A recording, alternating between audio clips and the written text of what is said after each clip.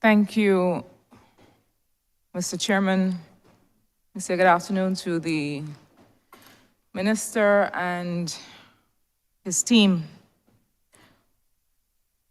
Minister, I'm going to start in perhaps a pretty high-level place, but it is a question that I believe is at the back of or behind the discussion that we're having today. And that is the question of what is this business of universal health care? What is this notion of universal health care? And the extent to which Barbados can deliver that. And the public expectation of the provision of health services and treatment from primary to tertiary. So we use this notion, we use this language of universal health care quite loosely, I think. And it really has some very specific meanings. And it really talks about a model of inclusion that runs the gamut of everything and all people and all populations at every time in the life cycle. But Minister, sometimes I feel that what we are trying to do here is almost like trying to drink the ocean with a spoon. Because I feel like there is an expectation in our socialized healthcare model. Canada is experiencing the tension. The UK is experiencing the tension where things are breaking. And it's not just that they're breaking despite what the Leader of the Opposition would like to suggest, only in Barbados or because of our management. But really the question is, how much can these resources support? And where should those resources go? It's a difficult conversation. It is a difficult conversation in a population and with a legacy of fully socialized healthcare and full inclusion. We've come to expect that.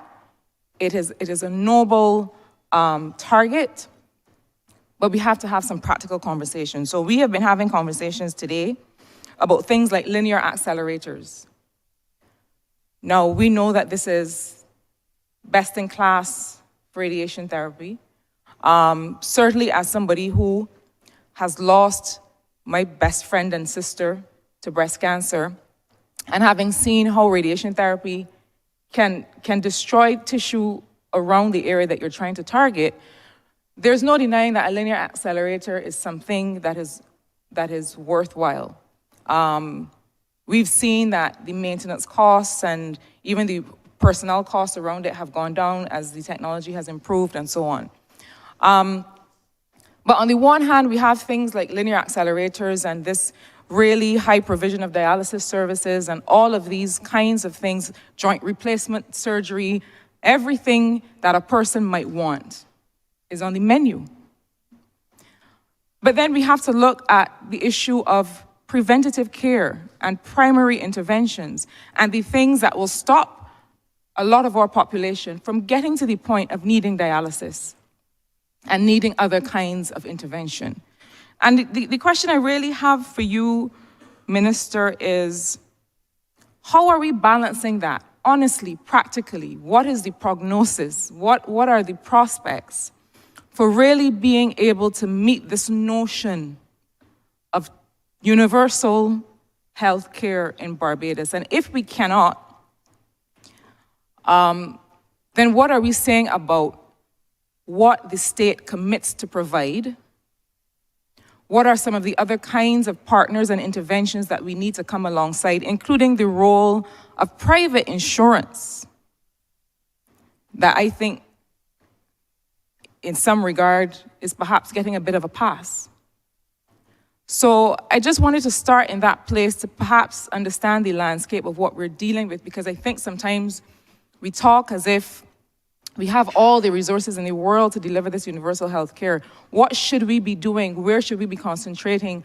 What is the relative investment that we should be making in primary care? I came up going to the polyclinic. Everything I needed, and I all the care started for my family at the polyclinic level. And that is perhaps why, because we had such close surveillance there were other things that we did that did not challenge us later. So I just wanted to hear a bit from you and your team, Minister, about that. Thank you, Honourable Member. You've touched on a number of areas here that are fairly complex, and we have certainly been looking at and discussing within the ministry. You're touching on universal health coverage. You're dealing with the whole issue and area of health finance, and obviously the two are interlocked. We have been moving slowly on the matter of health financing. We had a committee established. We've had international consultants. We've had a discussion. We looked at the whole matter of health insurance, national health insurance, etc. And it is something that we're engaged with. We're trying to have an opportunity to present this to Cabinet for full discussion. I think you recognize that the issue obviously has to be finding probably a special day, a special Cabinet meeting to go through this. It is not straightforward. A lot of questions, a lot of decisions will have to be made as relate to the financing of healthcare and the utilization of national health insurance. If you're going to offer everything, as you said, or if you're going to be looking at a package that is going to be offered to all the citizens, those are the sort of discussions that will be needed. As it relates to the universal health coverage, I think that we, through our socialized healthcare over time, have been working in this direction, even without the phrase universal health coverage. Essentially, we are providing healthcare in Barbados from cradle to grave. It's available, but we also have to look at the issues of affordability of this healthcare. We have the issues here that I raised, for example, earlier, as it related specifically to mammograms, and they are available, but people can't afford them. So are they really available? In universal health coverage, things that you move to a system where the whole issue of having healthcare doesn't pauperize individuals. So it becomes very complex and very difficult to go through. We have been dealing with it in the ministry, and I'm going to ask the two experts on this matter, the Chief Medical Officer and the Deputy Chief Medical Officer. Very complicated matter. One that has to be addressed in this country in the not too distant future. Kenneth George, CMO. So from how I see it, universal health care is the concept wherein we provide health care for the citizens of the country without putting them into financial stress.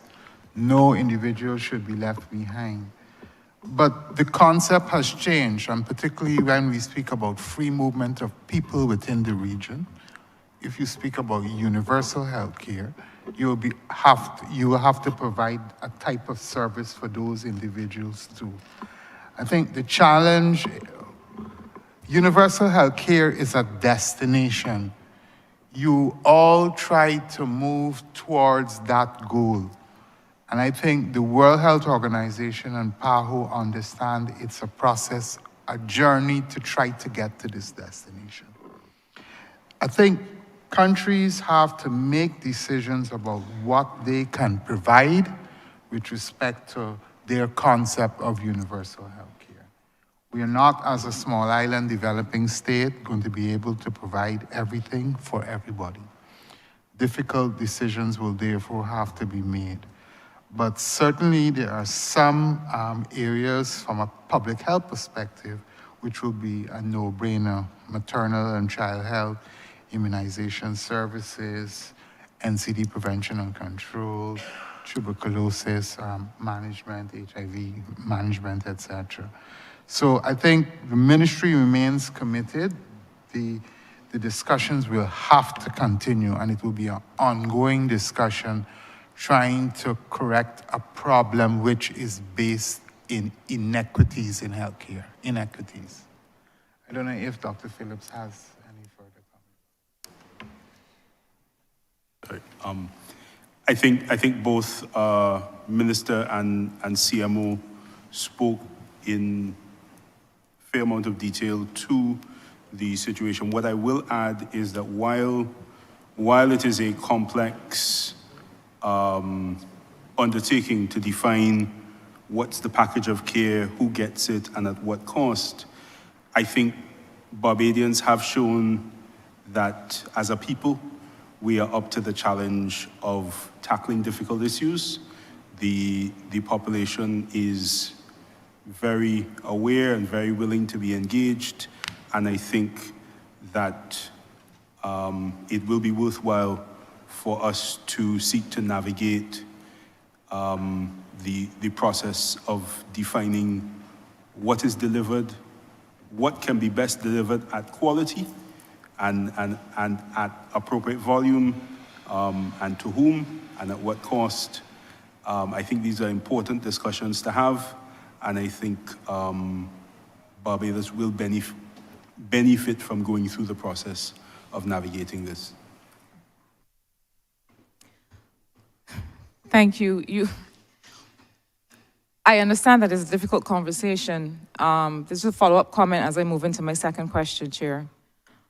I understand that this is a difficult conversation, but we are talking as if we have the luxury of time. We are here in estimates discussing this very tension between the different things you have to spend on. So the conversation is here. We may not be ready, but the conversation is here. It is material to what we are talking about now. Because I do think that the investment in preventative care, and I know I'm talking about moral suasion, I'm not talking about just PSAs and that kind of thing. I mean real investment in early years preventative measures. Real things like compliance to treatment protocols earlier on. And again, doctors can provide diet, can prescribe diet, you know. Sometimes we seem to think that we can't do that.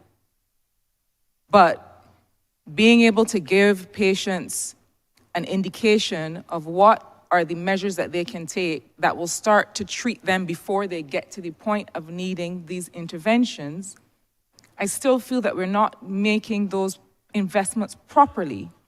And then we scramble around a medical aid scheme and getting more money to fly people out with once-in-a-lifetime illnesses. And I do not want to suggest that we do not need to care for all Barbadians. We do. But we have to make some decisions about the balance of the investment and where we get the most mileage.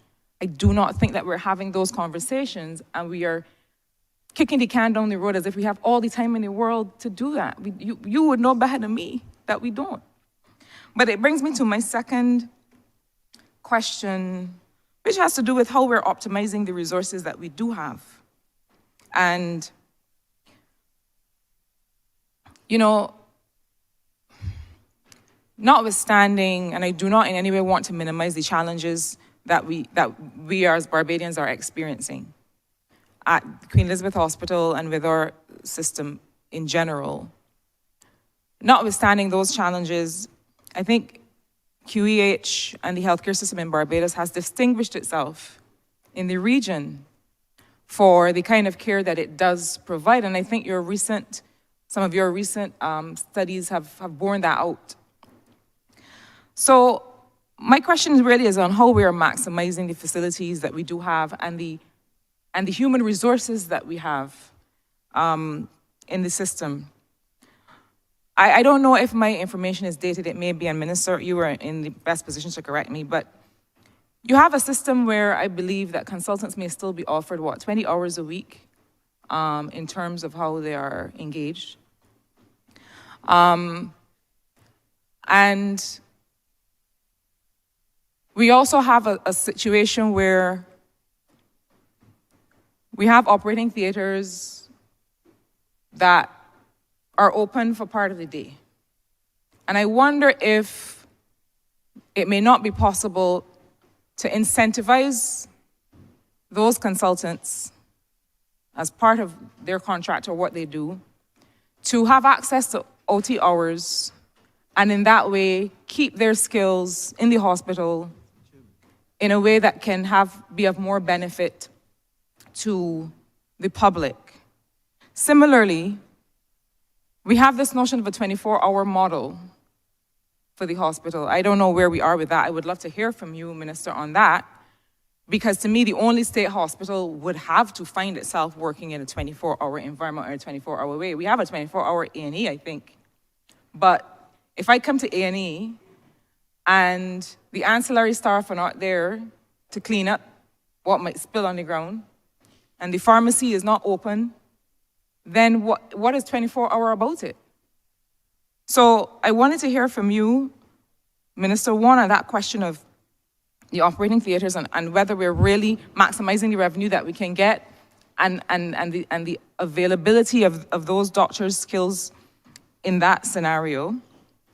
And then where are we with this idea of a 24-hour hospital and what that involves? Because that is going to involve a lot of conversations that you have to negotiate. How do you engage staff? How do you have this rotation of different kinds of categories of work that people traditionally have not been used to doing? Where are we with that kind of resource maximization, Minister?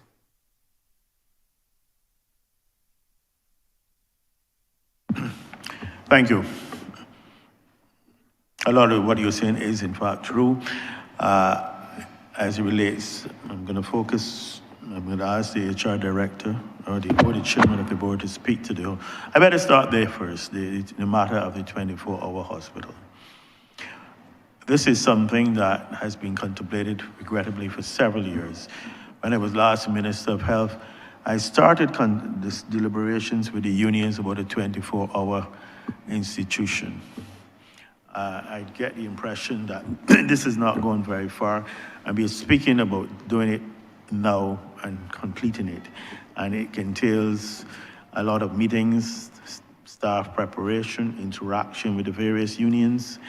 I think the whole idea of change management, and it is a matter that the board is actively looking at implementing very shortly. We had discussions about it, serious discussions, even involving the Prime Minister about 2 weeks ago, I think it was, when this whole matter came up. So it is something that we've been looking at. The matter of the consultants working 21 hours a week, I think most people know how I feel about that. Perhaps it's best for the Director of Medical Services to speak about it. That is more so on paper than in practice. There will be very few consultants in the QH who have that luxury of working 21 hours a day. I believe most of them work much more than 21 hours a day. In terms of encouraging them to utilize the theater dead time, it is something that we're also looking at. That's why I said we have 7 theaters working now, normally, daily. And we're looking at moving to 9, as I said, by the end of this financial year, hopefully. And then eventually to utilizing all 12 that they have available. And the plan then was that you would encourage at least 1 or 2 of those theaters to be utilized for private case to get the consultants to start utilizing the QEH for some of their work. The other matter was that we recognize that theaters generally close at 4 or 5. They're not doing anything, any active lists, apart from they're only doing emergencies. We're saying that theaters the list should go to 7 or 8, the normal daily list. To do that, we need anesthetists, and that was the point I made earlier. And we need anesthetists who are trained and ready, that will come and know about anesthesiology and what is required, not people to be trained. You have the surgeons, you have an additional junior doctors. We then need nursing. We have nurses to be done. They're looking at recruiting them now. So the whole idea is to extend the operational hours of the operating theaters in the QH. the main operating theater, to get them doing close to 12 hours a day, if not more eventually. So those are things that are being actively looked at. The matter of the 24-hour service, that is one that, as I said, I have a history with that. I started that about 17 years ago, and I sincerely hope that when it started the process, the unions have been told already that that is the direction. So I believe that there'll soon be time for the negotiations. I'll probably ask the chairman of the board to speak to that and the director of HR, and ask Mr. Harris to weigh in on the whole matter of the CEO or the extended hours of the operating theater. These are plans that are currently in train. I take your point, your earlier point again about the whole issue of the cost of healthcare delivery and the way that we've been delivering healthcare. And as I said earlier, I reiterate, that is the one I agree with you. We have the final documents, but it is a matter for having a full and frank discussion, presentation and discussion at the cabinet level.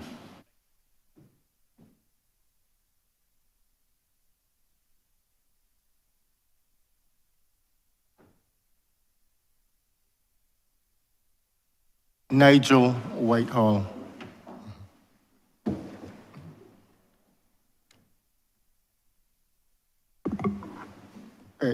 So QEH board has instructed the management to meet with the unions and to determine a path toward a 24-hour work system within the institution. Ms. Rees, who heads the HR department, she was here. Unfortunately, she is not feeling well and is unable to address the issue at this stage. Nevertheless, the institution aims to meet with the unions and to ensure that we have a 24-hour system in place as soon as is practicable. Communications has already been sent to the various unions representing the workers, and we expect that negotiations will start in the very near future.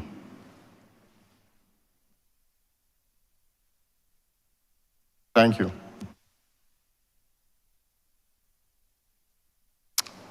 Anthony Harris, Director of Medical Services. Excuse me. As it relates to the 21 hours for consultants at the hospital, their contract actually reads that they're required to produce a minimum of 21 hours of service. This is rooted back in the way that consultants or specialists first came to the hospital, and it was certainly a way to attract and retain specialist doctors at the Queen Elizabeth Hospital. Suffice to say, we have already started the engagement, as the chairman of the board has indicated, with the union affecting the doctors, the BANP, about a change and an understanding of this, so that is something in progress. I wouldn't like to prejudice the proceedings by even giving a personal opinion on that at this time, but it is something that we have to look at because the old system is going to be required to change. Now, the other thing, of course, is that the Queen Elizabeth Hospital has been seeing a greater number of not just general specialist doctors, but subspecialty doctors who now can do fancier things and stuff like that, like hepatobiliary surgery. And we are going to have to find creative ways of how we engage such specialists for the service of the public. I think it is, as we look at how the hospital is a 24-hour system, we do have, in effect, a 24-hour system. There are some areas that will need to work a kind of a shift system to ensure greater coverage of the hospital over 24 hours. But things like the lab, X-ray departments, housekeeping stuff by a shift system is already working 24 hours, but there is going to have to be some improvement and increase in some of the hours that some of these departments provide.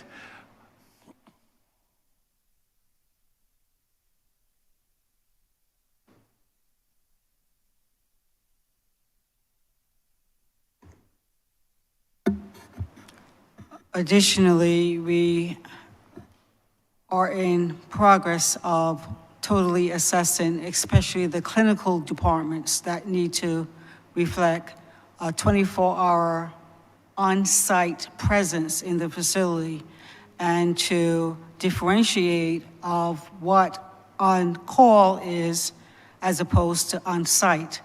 On-site has the implications of oversight in real time and also as a potential addition to helping, in the case of junior staff, making key critical and clinical decisions.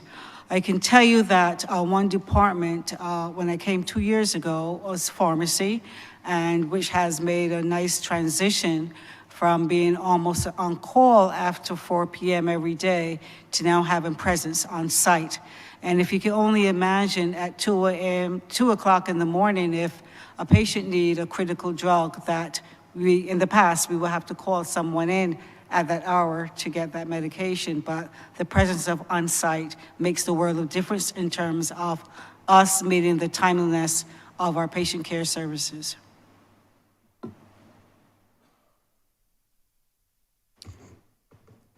I thank you for the responses to both questions, although I am left feeling that we have been very long in the process on some matters, with respect to both issues, quite frankly.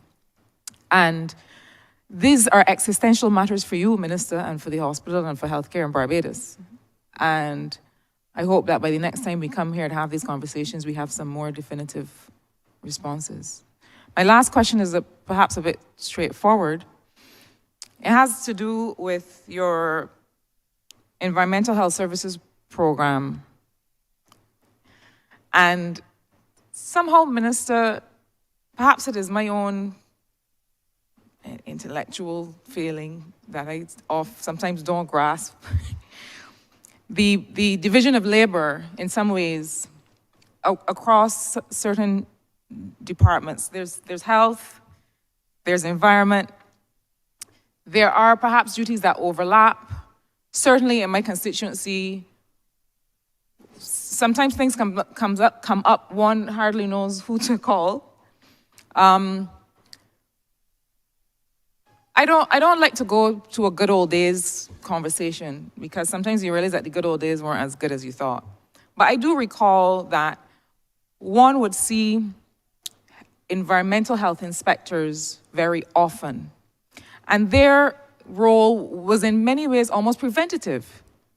Even before you had infestations of various kinds of vermin, they would give counsel to communities on how to manage certain issues.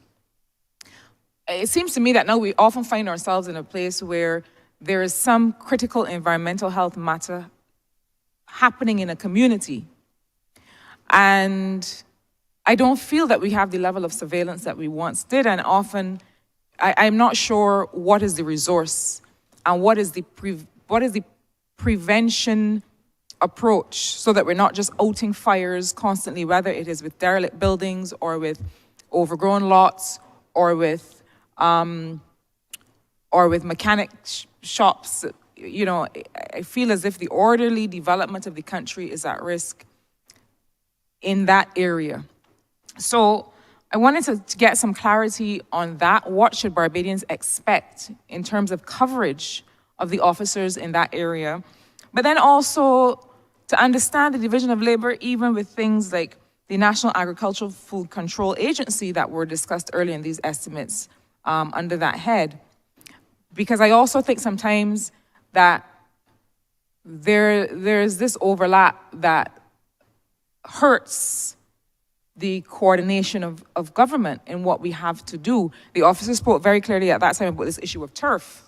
And I find that not very palatable to think that we are governing or seeking to govern based on turf. So I wanted to get some understanding of the role of that program, the coverage to make sure that we don't have some of these issues, and then just a general comment on how we are coordinating with other agencies to deliver for people, because that's what we're here to do.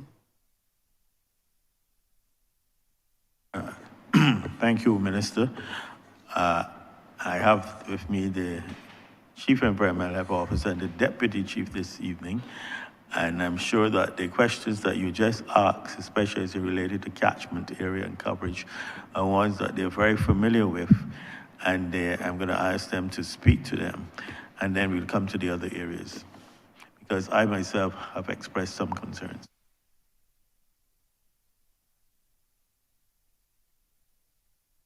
Good afternoon, I'm Francina Bascom, Chief Environmental Health Officer.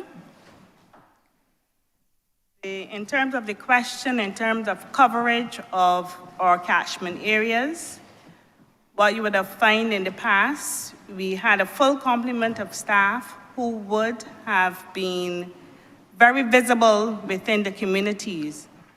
What you have found that over time, what has happened, we have been focusing on some of the other areas where you have like Port Health, where persons who would have previously in the field, where we had about 7 or so persons who made up that team, we now have 20 persons assigned to Port Health. We also have persons assigned to processing plants. So that takes up a number of our officers. So we don't have as much officers to cover the areas as we did in the past. And in addition to that, we would also be short of officers. We don't have a full complement of officers. Even we are probably short of about like 20 environmental health officers based on our established posts. We also have the team of environmental health assistants. And we too, in terms of our established posts, we don't have our full complement to go into the district.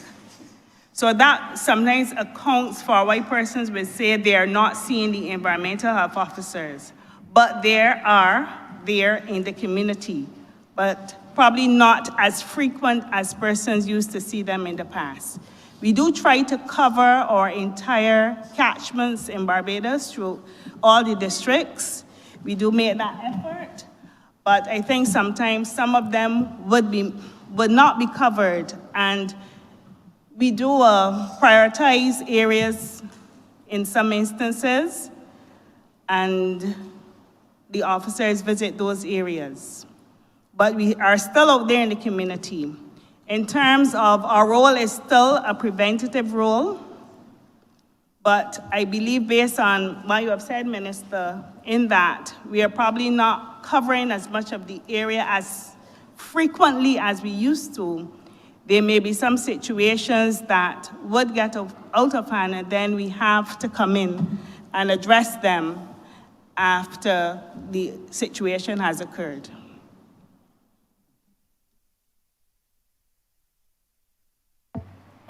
Hi, good afternoon. Ronald Chapman, Deputy Chief Environmental Health Officer. What I would like to add as well to what Ms. Bascom would have said is that we are working to address these issues with some long-term and some short-term strategies. Presently, there are 17 persons at the Barbados Community College that are being trained in environmental health. All things being equal, they should be available for hire in the Ministry of Health by the end of this year. So we are looking at filling those ranks as soon as possible. We have utilized some of those persons who were community health liaison officers during COVID, those persons who would have met the criteria in terms of qualifications. Some of those persons were brought on into the environmental health ranks, and they are on as doing the work of environmental health assistance, and they're doing so quite admirably. Also, what have been put in place in the short term, there has been a complaints center, and I think that complaints center did not necessarily arise out of a need for health, but what it has been doing, it has been allowing Barbadians to send in their issues, and those issues are being directed to the Ministry of Health. So persons are now encouraged to be a bit more vocal in letting us know what is happening out there, and we have been responding. The other thing that we have been doing, and I think a lot of persons would have seen this, is that we have stepped up our enforcement efforts. And we have been seeing some fruit in that regard. And those enforcement efforts have been allowing us to tackle a lot of outstanding problems and put them to bed rather quickly. So although we've had a lot of attrition in the past, and we've had a long period where we didn't have officers trained, we are presently addressing the issues. Thank you. I'm Kenneth George again. I just would like to add, many of you are aware that we are taking on a major public health undertaking with the Cricket World Cup. And the responses of environmental health to keep this country safe cannot be understated. We are currently doing training in outbreak investigation, and the major issue for me from a public health perspective is food safety. We must ensure that the food supply in Barbados, when we have thousands of visitors coming to the island, is extremely, is brought to a level that we don't have food outbreaks during this activity. With respect to vector control, they play an absolute and critical role. Many of you know we are just coming out of the dengue fever outbreak, and I think to support the environmental health department, they instituted a significant fogging campaign, which I believe has had some effect on dampening the transmission and growth of the adult mosquito. So the issue of the other major area which the environmental health officers are concerned with is vector control in rodents, which continues to plague some areas within Bridgetown and the South Coast. But as with any public health intervention, you can't only rely on the public health inspector. You need to have the public on your side to make sure that you can have change in the society. So the call from me is that while we certainly need a more visible face from the environmental health department, we cannot do interventions on our own, and we'll need the cooperation of the public. Thank you.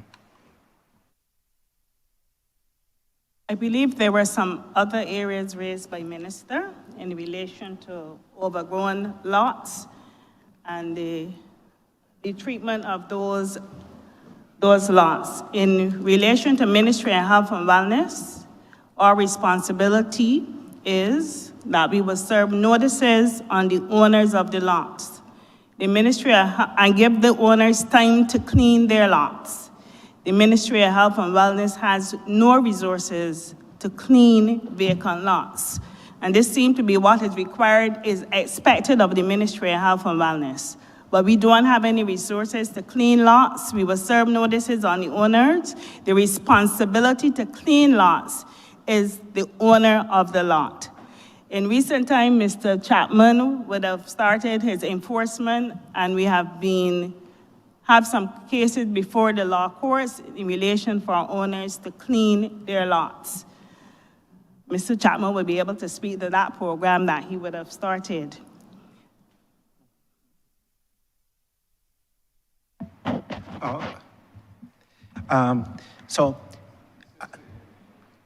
Ronald Chapman, Deputy Chief Environmental Health Officer.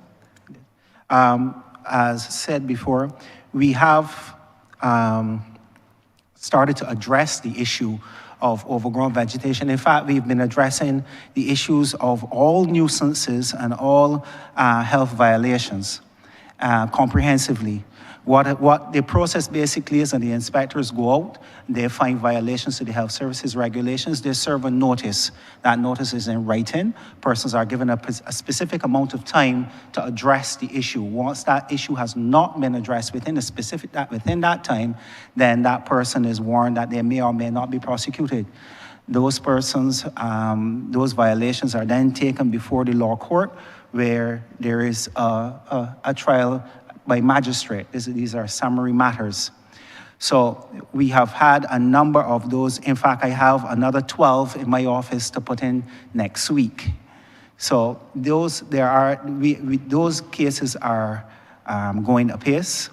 We've had a number of judgments in the favor of the Ministry of Health and sorry, Mr. Chairman, I think for the benefit of the chamber, Mr. Chapman should say that he's speaking about overgrown lots being dealt with under the current health regulations.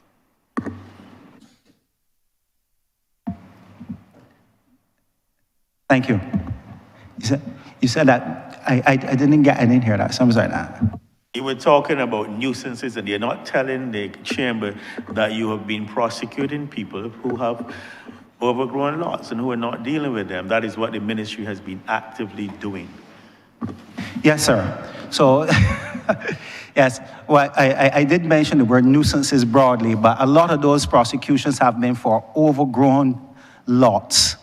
It has been a hot button topic on the news. A lot of the complaints which come into the environmental health department are for overgrown vegetation, overgrown lots.